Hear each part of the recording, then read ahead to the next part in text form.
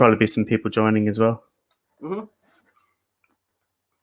All right, so here we have Jeff from We Are Change Melbourne. How you going today, Jeff? I'm doing well. Delighted to be on the program. Thanks for the invite. You're the first person on the podcast, so how do you feel about that? It's an honor. It really is to be interviewed by some of the new truthers that are involved, helping fight the tyranny. It's very important. We all need to be collaborating. Yeah, definitely. Hopefully we can get some more people come on board and do some more videos as well. Absolutely. The sky's the limit, isn't it? When we all work together, positive especially in vibes. these times. Yeah, exactly. Did you want to maybe tell a bit about yourself and what got you started in doing this, if you don't mind? Very good question. Look, like a lot of people, 9/11 was critical when it came down to it.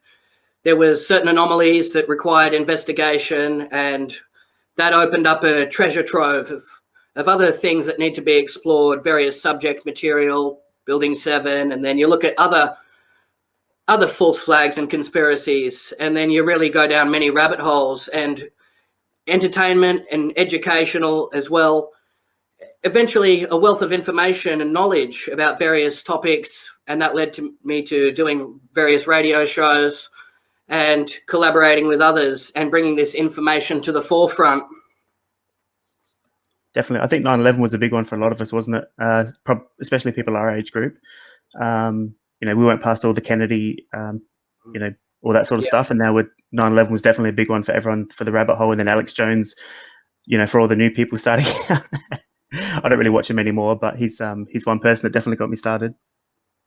Yeah, it's good to look up to certain role models as well that set a good example for others. It's a good way to lead, isn't it? Yep, absolutely. So you're also based in Melbourne as well. Now, right.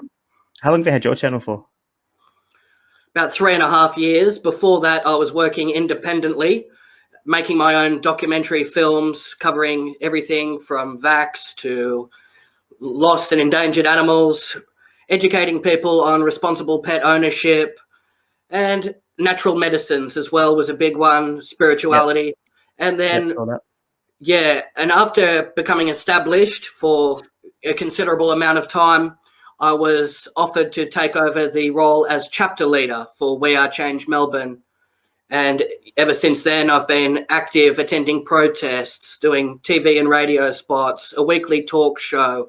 We're now doing a round table. I've been very busy during this whole crisis, attending testing facilities, the lockdowns, police checkpoints, covering every single aspect of it. I feel it is our duty as independent media to do our best and bring the information to the people and really empower them to do their own research as well. So is there another guy that's on your channel as well, or is that a different We Are Change? There is We Are Change, the central organization from New York. That's Luke Radowski that runs that. There's chapters all over the world. Okay. Just wanted to get your thoughts on Dan Andrews and how you're coping with the lockdown and how you've been coping with it all year. Yes, well, a lot of people are struggling. I've managed to channel a lot of my frustrations and rage into the work, whereas I can have a release and vent that way, get out there and expose the corruption, make a video about it. That is therapeutic. And Definitely. Really exposing this dictator and some of the genocidal ways that he is exhibiting at the moment, pushing things that are very hazardous to people's health. The mandating of masks. He is relentless and ruthless, but of course he's a puppet for other people. He's all stringed up. The criminal elite, he's following orders. And if he wasn't towing the line, they would replace him with another criminal that would carry out the evil bidding. So do you believe anyone that gets in that position is by design then? Nobody can get there independently? That's exactly right. It's also a prerequisite that they are a member of a lodge, a Freemasonic tie. That's what they do. That's part of the leverage they have over them. It's a control mechanism, a brotherhood. And for the females, the Order of Eastern Star. That's how they keep each other in line as well. There's an order and agenda that they're well aware that will be implemented, and they agree upon that. So do you think it's closer to that, or do they have things over each other as well? Like, with Jeffrey Epstein and his island, filming people doing things they shouldn't be? That's a good question. I believe it could be a combination. Yeah.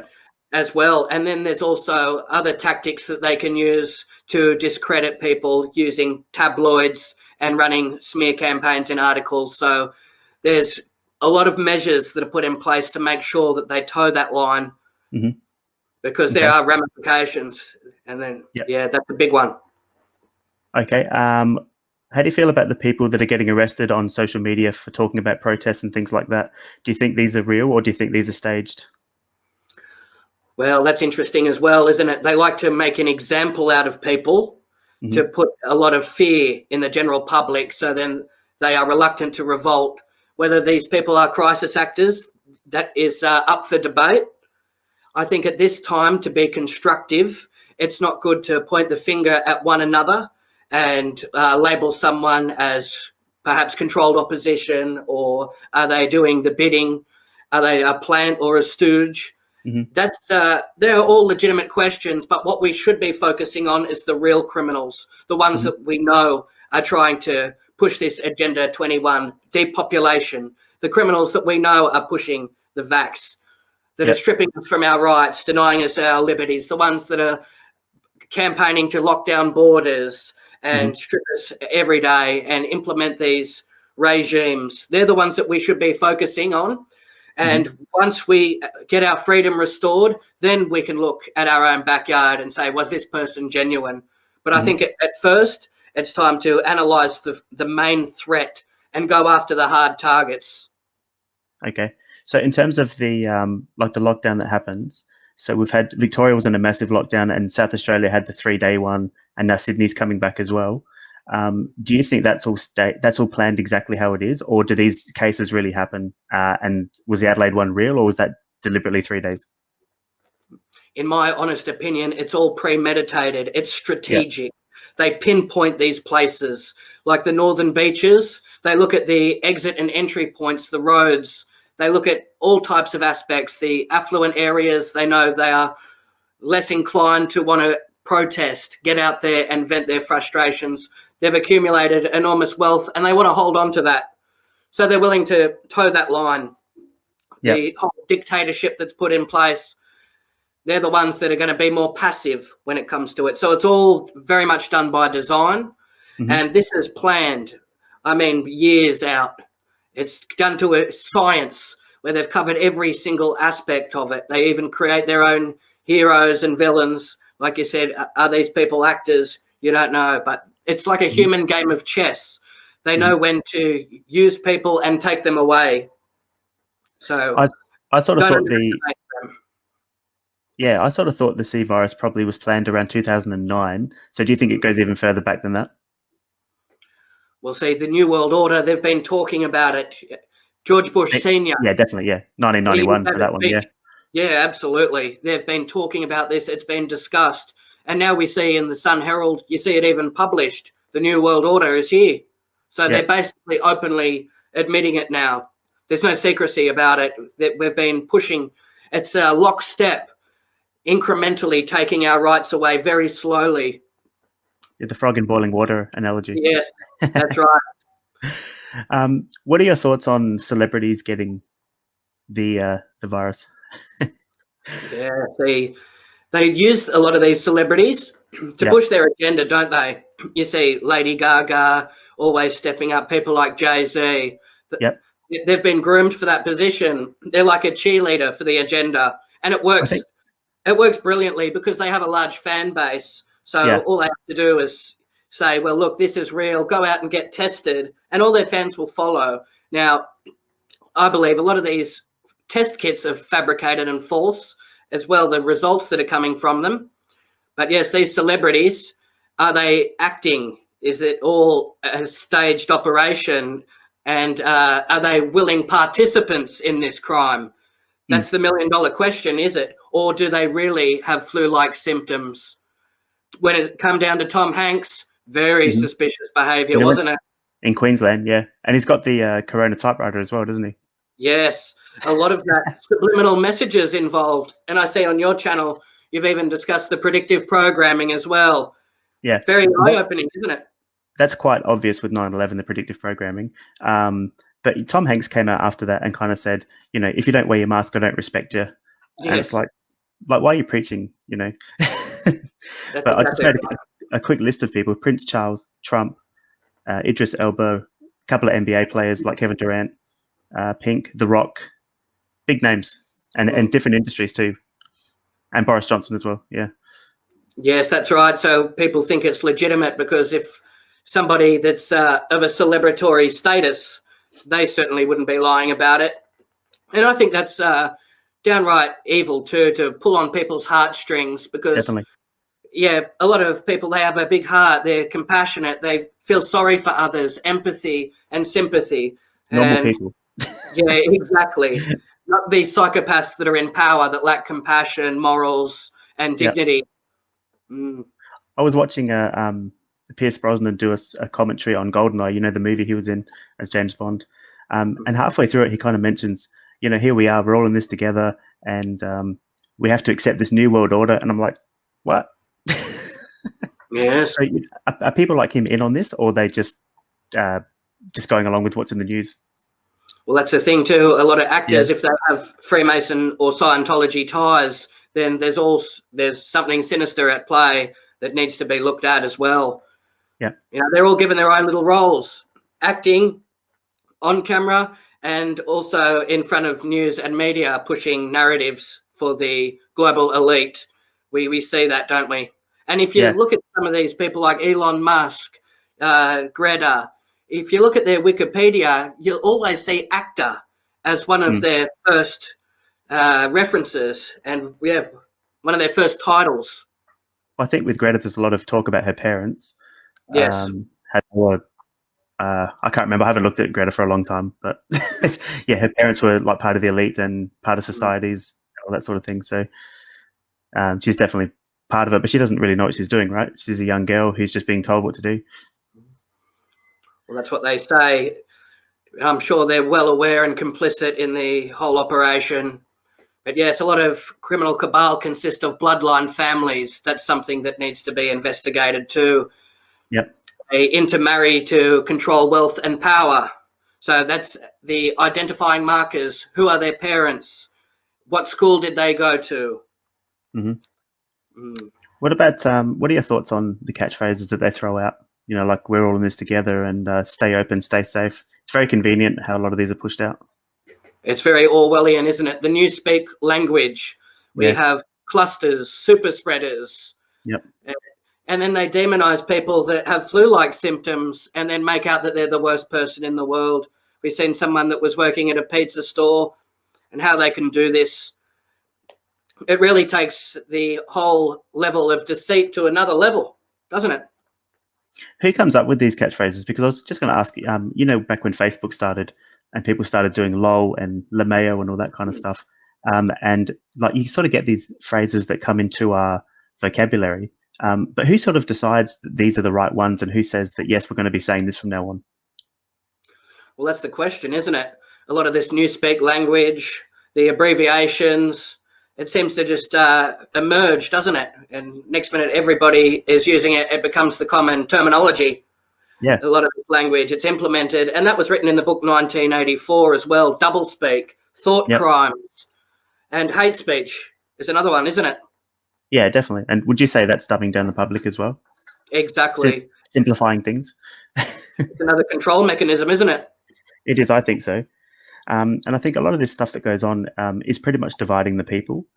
So you've got like division of people who want to follow the official story, and then you've got people who are fighting against it like us. And then you've got people that don't care, people in the middle. But whichever way they go, whatever they talk about, it's really just dividing people again. And the family unit's been broken up for a long time. It most certainly has. And that's an age-old strategy, isn't it? Turn people against one another so they don't look at the real culprit. And you can see it with the sporting games, the state of origin, New South Wales versus Queensland. They're looking at each other as enemies. I mean, it's good to have a healthy rivalry, but it shouldn't be engaged in such opposition like that where there's hatred and malice involved. We see in Europe with some of the soccer matches, After it's that, crazy. it turns violent and people are throwing knuckles. Now, they should be looking at their fellow citizens, their brothers and sisters, not the enemy. The one is the enemy is the pedophile politicians that are rampantly carrying this out, the Jimmy Saviles and people of that nature, the suppression orders. These are the evil ones, the predators in Parliament. They're the ones they should be going for, not each other.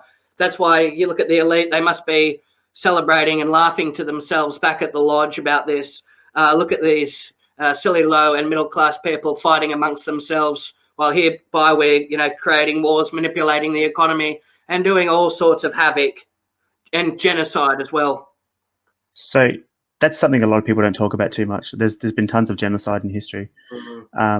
But do you think they put it in our faces deliberately as I think some people have said it's their way of saying, well, if you don't do anything about it, it's on you kind of thing.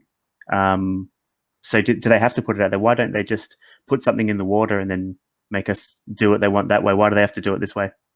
That's my belief too. I believe it's a universal law. They have to give you enough clues to where you can make an educated decision on what's taking place, whether it is genocidal in nature. You should be able to formulate enough of a plan on what to do. If they give you, like they say, beware of the mark of the beast, and then you look at some of the patents, it's 666. There's enough clues to add it up. And with the predictive programming, the Hollywood movies, music as well. Absolutely. So they give you enough information to whereas if you can't connect the dots, then they believe that you deserve to be culled off.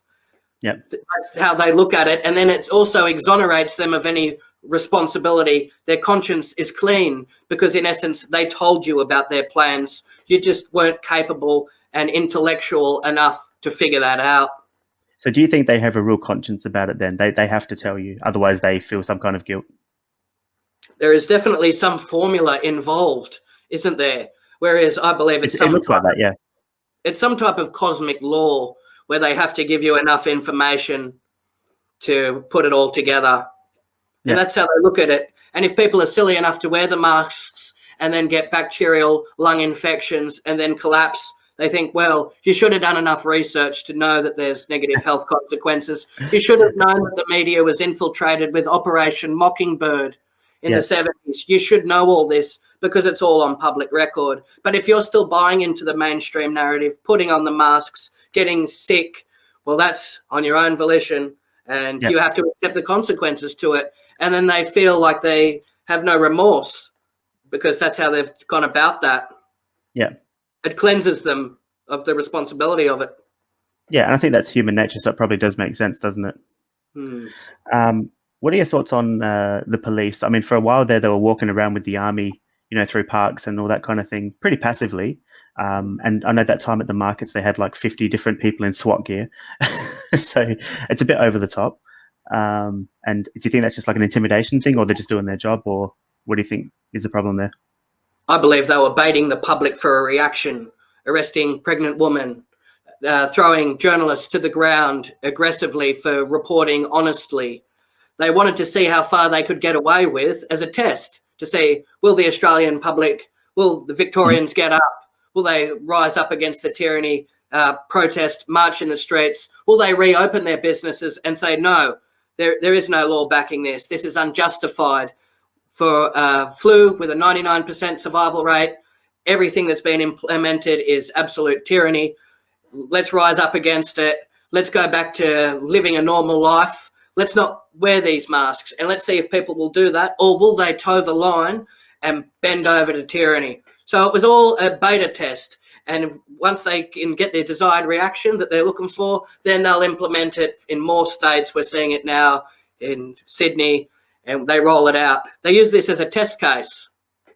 I wish people did open their businesses and fight against it, but we didn't see much of that. We saw a lot of complaining because people worried about getting these massive fines and also liability for employees and stuff like that. So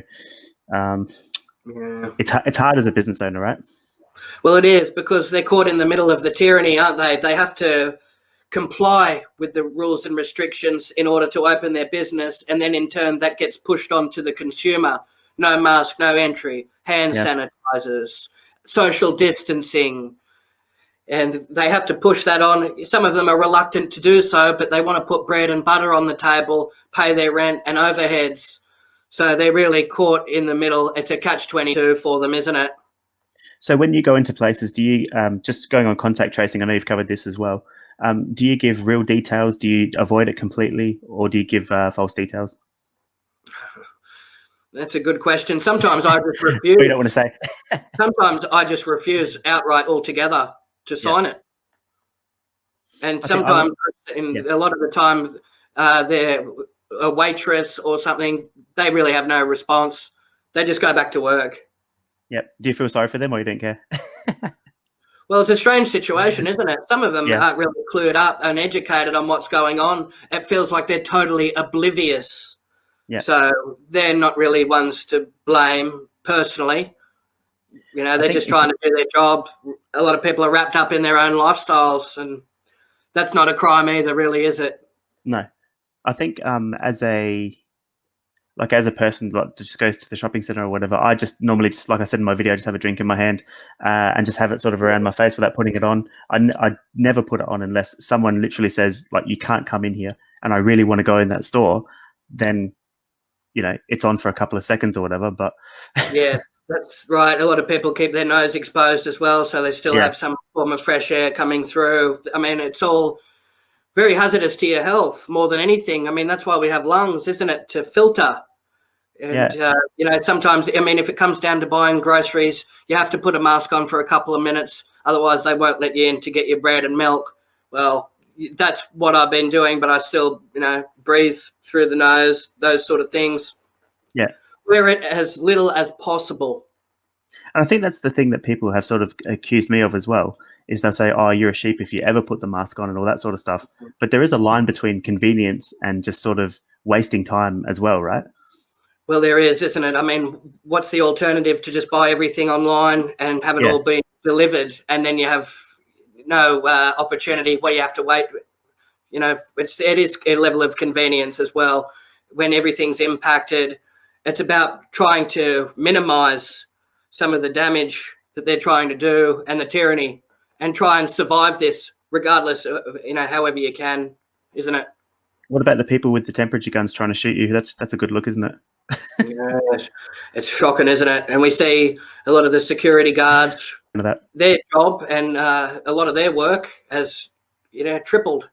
All this disaster, people turning on one another for not social distancing, security engagement with the public has tripled. It's shocking, isn't it? I've seen a lot of people in supermarkets, they've collapsed, especially the elderly, people with weight issues, lung infections, respiratory conditions. They end up collapsing. Stretchers and ambulances are called. Yep. So, yeah, I've seen a lot of that. A lot of violence been reported as well. So everything has escalated for the worst. Yeah.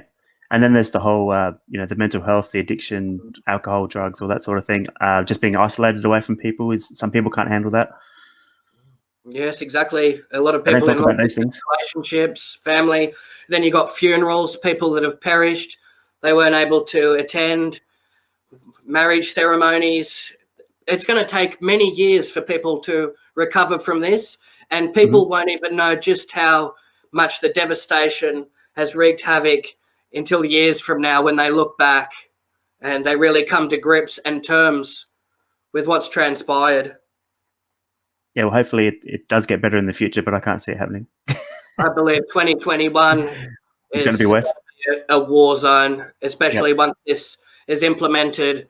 Travel restrictions, no job, no jab. Yeah, crazy, isn't it, what they're putting in place, and public transport, everything, shopping. I mean, well, I sort of mentioned that the other day with employers as well.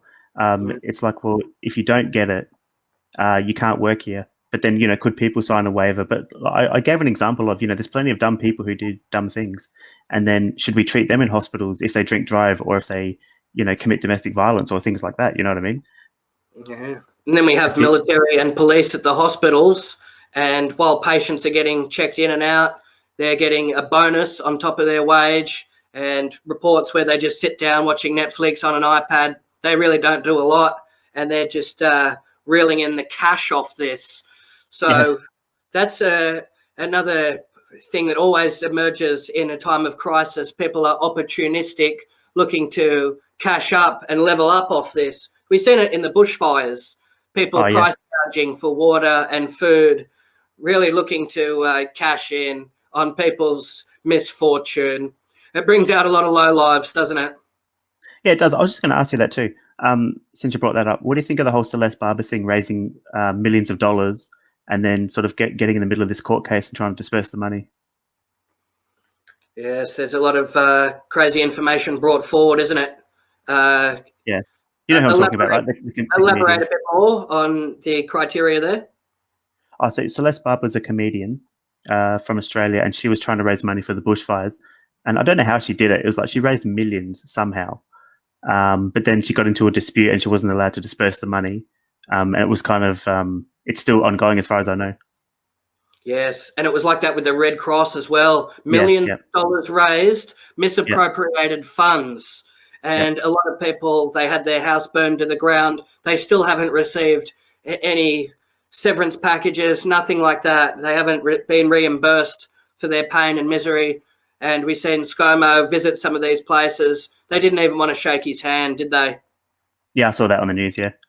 Yeah, the people are just disgusted in the way this was handled. And we know that it was all premeditated. We've seen the geoengineering, the chemtrails right over the top, flammable particles falling to the earth, the same ingredients that was in sparklers. They create this perfect set of conditions, stopping the back burning and then waiting for the temperature to reach a certain level, and then they ignite it. It's a raging inferno. And then they burnt out a passage for their new rail system to go in as well. So there was many agendas at play, burn people out of their homes. Some of the farmers, it's absolutely heartbreaking what they've been through. And then when they came through and then they sold off our water supply, that was devastating as well. It shows just how criminal these politicians are, what they're doing. They're hell-bent on destroying people, aren't they? Well, absolutely. They're totally evil. And I've got a mate of mine who lost his truck in the bushfires. It actually exploded, and he lost a bit of property as well. And the insurance company hasn't done jack shit for him.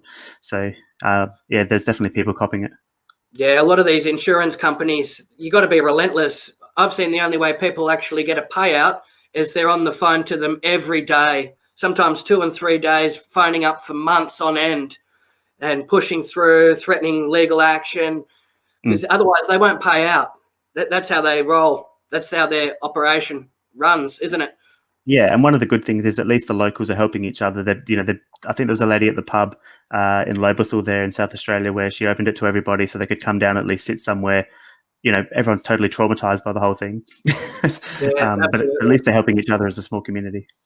And when push comes to shove in a time of need, usually it is the communities that step up and look after one another, provide shelter, clothing and food supplies. It's never the FEMA that comes in and looks after people. We've seen that with Haiti as well, millions of dollars, Clinton foundations, and then they never did what they were promising. So when push comes to shove, it's not law enforcement, it's not government, it's the people that you can count on in a time of need. Yeah, definitely. Just got some other subjects here, if that's okay as well. Yeah, go right ahead. So with the election, I try not to follow this as much as possible. But Trump, Biden, real, fake, fraud. What are your thoughts? Yes, it's all the left-right paradigm, isn't it? People fall into. Yeah. And my opinion, a lot of people are very pro-Trump, and I appreciate the work he has done. He has restored the economy. He has created employment. He's broken up child trafficking rings. I mean, you have to look at the positives. QAnon. He has an enormous fan base and delivering very powerful speeches. That all has to be commended as well. And a lot of respect goes out. But I am very much anti-establishment, whether it is left or right. I believe we have to abolish the whole entire system because it's corrupt. Once you have Freemasons, secret societies involved, it's never to be trusted whatsoever. So I believe total anarchy where there is no controlled measures put in place. We have to go back to a tribal law, and that's how it has to operate and be structured, because with absolute power comes absolute corruption. You see it in everything, don't you? And absolute power corrupts absolutely. That's absolutely right. Yes. The famous saying there. Yeah. Yeah. Did you go to the Freedom Days, and what do you think of those in general, with people standing up, making the speeches and the protesting? That's all constructive. The Freedom Days, I believe it's definitely worth turning up to all events that are geared towards freedom. I was at the last Freedom Day rally at CSL, where we were explaining how the tainted blood supply, CSL, they were involved in that, HIV, false positives now have been registered, the whole entire corruption. It's very disturbing when it comes down to this plant. Nearby is a lovely lake, nature reserve, and what's taking place inside those laboratories is pure evil on a mass scale. And we've seen recently with the nurse that took a vax, moments later, she collapsed on live television. So, I mean, if that's not enough information for people to do their homework and look at the dangers and assess the risks, then what is? I mean, there's ample sources out there that will explain that this is very dangerous and approach with caution. But yes, when it comes to Freedom Day rallies, absolutely, all the protests, get out amongst it, support your fellow Australians in whatever capacity you can. So you believe that they really are doing the needles on live TV then? No, I don't. They're not. It could be a saline solution. I believe I watched one of your videos as well. That's a possibility. Or one of these syringes that are like for a movie set. It's a prop. I believe that is a plausible scenario taking place. Unless you actually watch them mix up the vial and you see them actually conduct this in the labs, put it in, and you watch every process step by step, then it's never to be trusted. And these politicians, they are to be looked at as criminals with their track record. They are not to be trusted whatsoever. 100% agree with that. It's like a criminal on trial. How can you really believe what they say when you look at past actions, is it? Well, you have to look at people's history, and I think you know people definitely don't have your best interest. They've got a conflict of interest with everything. So you can only look out for number one, right, and your family. Yes, 100%. A lot of the safeguards and preventative measures start at home, don't they? Stockpiling on non-perishable foods, educating yourself and your loved ones, storing up children. All of that very important. Just a bit of a change of pace here. Just wanted to talk to you about Scientology. I love the fact that you went into the Melbourne Centre, because I've always wanted to know what it would look like inside. And I think there's a couple of guys working there, and I guess they were nice and polite to you, just giving you the information. They did the test and all that sort of stuff. Do you mind just commenting on your experience there? Thank you very much for that compliment. Yes, it's very inquisitive what's going on. A lot of people are curious as to the operations taking place. And I was surprised that more people haven't investigated and actually gone in and looked around, because I tell you, it definitely got my attention. And when you look at all the documentaries coming out, Going Clear, I'm a big fan of Louis Theroux and all of his documentaries. His journalistic skills are top notch. And watching that, and when you look at David Miscavige, his wife going missing, I mean, there's so many red flags there. It's interesting in itself. Some of the history as well, L. Ron Hubbard. I mean, it really is fascinating. It's worth going in just to have a look around. And yes, they were polite and courteous. Of course, they would be in a customer service role. How the inner workings take place behind the scenes, I'm sure you would see some of their true colours come out. So when you went in there, you went into the hallway and like the areas where the books are. The building is massive. Do you know what's behind that part there? I only seen what was on camera. So I seen the kitchen, and it was all very immaculate and beautifully done, spotless. And yes, it was a very luxurious building. Yeah. I went and took an Oxford capacity test. That was interesting. What were the results? Some of the results, I'm not sure whether they are 100% accurate or whether it's a ploy just to get people in the door to sign up. But, it definitely was interesting, and it does open up and ask various questions that explain the human psyche, people's reactionary phases they go through, how they handle situations. Some of the questions, it is very interesting, and it would definitely get the results that they're looking for and the criteria to basically give a good analysis of someone's psychology and their attributes and their behavior. So, I mean, it is interesting, and it does give you an insight into yourself doing it. I didn't see anything necessarily negative about the place. It all seemed positive, some of it. I mean, but then again, when you're a member, if you join up with the Sea Org, I'm sure the members would tell a completely different story of how they were treated like slaves and no wages coming through, and how they were isolated from their families and cult-like behaviours.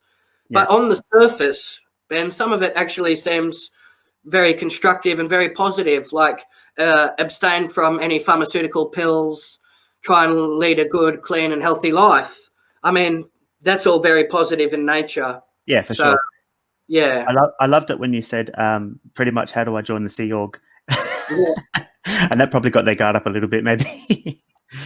Yeah, that was, some of the comments were funny in the section there. People were saying, geez, it was strange when you mentioned the Sea Org. Usually they would have called security or escorted you off the facility immediately. Some people thought, oh, what's going on there? You know, when that was like a code red when you mentioned certain things. But no, they handled it very amicably, and I felt a good vibe from these people. But that's just on the surface. Oh, yeah, that's at the customer service level, yeah, for sure. Yeah, and before that, someone was stabbed right out the front of one of these Scientology facilities. That was a couple of weeks leading up to it, and they bled out. So, I mean, as I said, some of the inner workings, what goes on behind closed doors is a whole different story, I would imagine. Yeah, and obviously they use it for real estate. That's where the money is, right? And money laundering.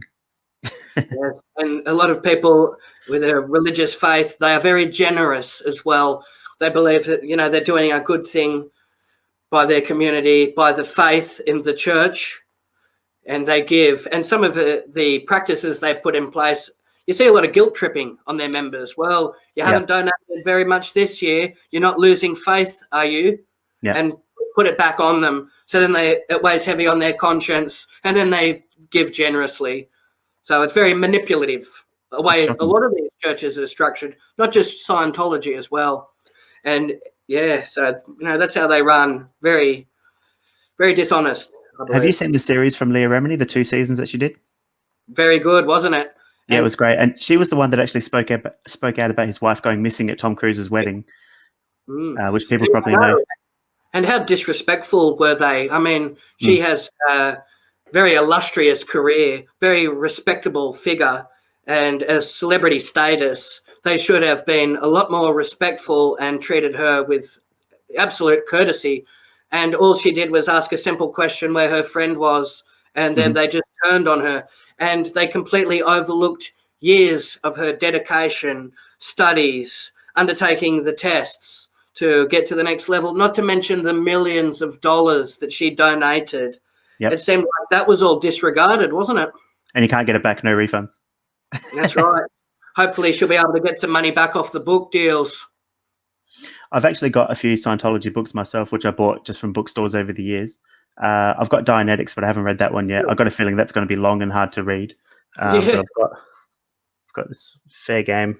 Great. In there. And I've got a few of them. Jenna Miscavige as well. Well done. So, and the rest are in boxes at the moment, but I've got a few of them. Information, isn't it? And see that Gold Base where they do all their documentary productions. Yeah. Very interesting. And I like it too. If you look at the YouTube channel, there's some really good advice and information on there, how people overcome with jealousy, and then they try and sabotage others because they don't want to see them succeed. These people, are labelled in there, aren't they? Yeah, and I think there's aggressive person is what they call them, an SP. Yeah, and they don't talk to their families and even their kids in a lot of cases. And I think David Miscavige's dad has come out. The way he escaped is pretty amazing. And pretty much, do you remember that bit where he was at the shops and he fainted or something and he had a heart attack, and then David Miscavige was notified of it and just said, if he dies, whatever. Very cold and calculated person, isn't he? And some of the beatings that take place in one of these old double-wide caravan trailers that they have, it seems people are put in this sweat box and they're forced to undergo some of these cruel torturous games that they play. Yeah, and also they whenever they get asked questions about it, no one's allowed to ask anything. Otherwise, they'll pretty much walk out on the interview. Do you know who Grant Cardone is? I cannot recall. No. Massive marketing business guy on social media. He's huge, right? So he went on the Wolf of Wall Street's podcast, and they asked him about Scientology. It's like, oh, what do you think about it? And he goes, nah, it's all bullshit. But they never elaborate. They never tell you anything. They never defend anything. They just get lawyers onto you, and nobody really talks about it with the Scientologists themselves. Yes, and you see John Travolta, he's always down at the Celebrity Centre, and they look after their celebrities and people that are high figures within the community. They're given preferential treatment. They're not subjected to some of the callous criteria and some of the punishment that goes on. They're only given the glamorous side to it. Like for Tom Cruise and his birthday, they rented out that luxury liner, the ship, and they really rolled it all out for them. I mean, that's how they're given. They're given the royal treatment. Travolta is being pushed out, though, isn't he? Or is he still a big part of it, you think? How far he is tied into it? Yeah. I thought he was not liked by Miscavige that much because of things he was saying or things he was doing, some of the roles he was taking as well. That's interesting too. And you see, it all goes back into those smear campaigns that they run too. If anyone fails an audit or they are disrespectful or really sneaky, all these tabloids start to emerge, slanderous stories that can come in, a lot of these magazines. Harvey Weinstein used to do a lot of that too. If one of the actors didn't want to be in a film or they let him down in some way, he would always run something in magazines. He'd bring up the dirt on people. That's the way these churches operate as well. Oh, well, they definitely film people with their crews, and they even put in hidden cameras across the road from where people live. Mike Rinder went through that as well. Yes, didn't they? It's pretty crazy stuff. Very much cult-like. Cult, yes, absolutely, and scam, and whatever you want to call it. It reminds me of a lot of the Hillsong Church as well. Some of the disturbing allegations that have surfaced there. A lot of the people at the top, they're really cashing in off this, building these glorious churches, but then you have a track record of victims and survivors speaking out, some waiving anonymity to have their stories told. Historic sexual allegations that were brought forward against that church, Hillsong. And we've seen ScoMo take one of the leading members over to a presidential dinner, and even Trump didn't want to be a party to it. That's just how sickening these people are. And that just goes to show who our Prime Minister is associating with. Filth. They are, all of them. I had a look at your channel last night. If you could just give me a quick summary or thoughts on just some of these subjects on your channel. So I don't know much about cannabis. I've never taken any drugs in my life, but medical cannabis is a big topic, obviously. Yes, that's where I got my foundations built. It was through various activism along those lines, trying to get everything legal, dispensaries put in place so people that are suffering, they need pain relief, have adequate access, safe access for patients, just like we've seen in Colorado, California, and Amsterdam, places like that where it's not demonized how it should. So, yes, I spent many years campaigning for safe access, which I feel very good about.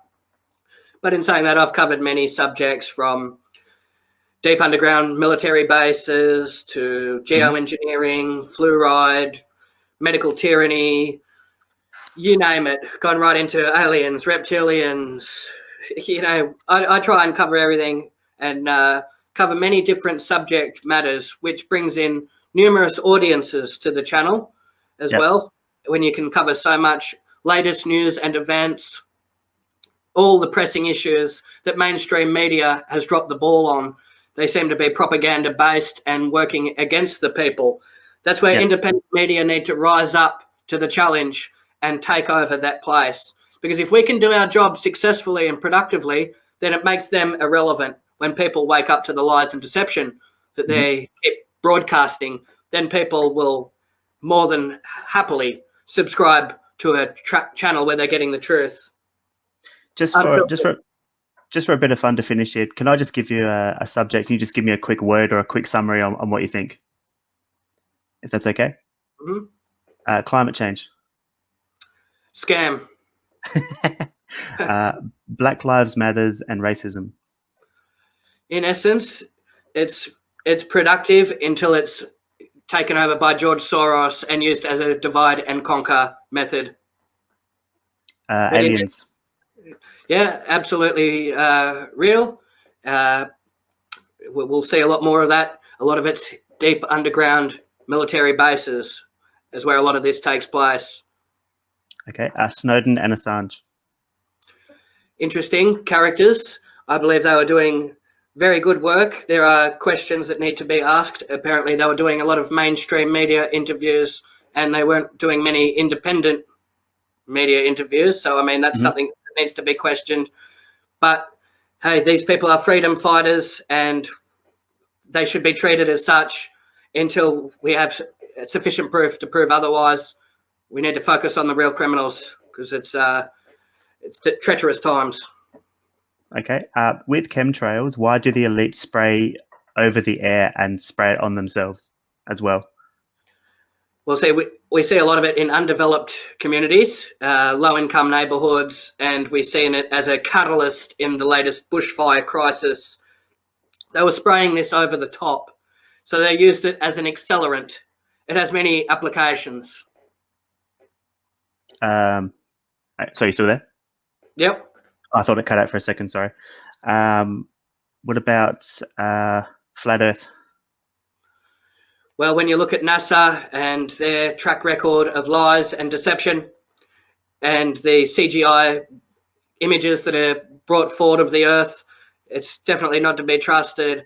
So when it comes to a flat Earth, there is merit to that theory. And I don't believe anything that NASA says. So I tend to look at the opposite. That's the thing. When they keep lying, you can't trust them. Then you have to look outside the square. And it could be definitely a flat Earth when you look into it. The lake, when you look at water, always goes to a level. Yeah, there's a lot of information to substantiate that, isn't there? And I think there's a lot of good information on both sides, I think, which is why it's tough. Absolutely. Because I think the moon landing is fake, but the rest of it, I don't know. Who knows, right? Yeah, exactly. Yeah. And then you look at Werner von Braun, and some of on his tombstone, there's a passage out of the Bible where it says, the roof, there is a firmament like a dome on top. Yes, I mean, and yeah, there's so much information to suggest that. So I wouldn't disrespect anybody that comes forward and says that they are a flat Earth, because I would believe that. Yeah. And so with predictive programming, you believe that's all put in place, right? 100% in movies. That's definitely put there deliberately. It's blatantly obvious, isn't it? And we seen with the Matrix, didn't we? Yep. His ID on the 2000. ID card, Yeah. There's a lot of that as well. Okay. Just to finish it, is there anything you want to say to the people? Any messages or any rants that you want to talk about? I hope everybody has a Merry Christmas and they try and stay positive. We've just entered into the age of Aquarius, which is a very important spiritual time. A lot of people are practicing meditation and soul cleansing techniques, all very important. We must raise our vibrations up and live in happiness, positivity, and try not to enter into these low frequencies, anger and rage, jealousy, and we must try and live a healthy life as we can, as possible, look after our friends and family. And we're going to see over Christmas, there's going to be a lot of arguments, a lot of people drink in excess. And during these treacherous times, people are vocal. Hopefully there won't be too many people clashing. If you want to see entertaining, educational and enlightening interviews and content, be sure to jump over to We Are Change Melbourne. Like, share and subscribe. Thank you very much for the honour. It's great to come on here. I feel good supporting new and relevantly new truthers. I mean, you were here before Corona was around. You were started this channel in January, Yeah. So, I mean, you were active before it hit. We've seen a lot of new faces jump in and positive reinforcements for the battle. So it's all very productive. Thanks again for having me on the show. No, thank you. So for everyone listening or listening in the future, go to We Are Change Melbourne, the YouTube channel. Can they find you on social media? Have you got any platforms there?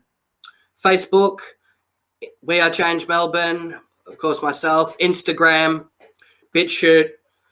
As long as we're still active and the censorship hasn't hit us, we're doing okay and we're reaching numbers. So it's all very promising. Well, thanks very much for being on the very first Rush Hour podcast. It's been great. I've been looking forward to it for the last few days. So thank you very much.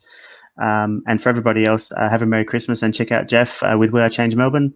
And we'll see you soon. Thank you. Thanks very much. Bye.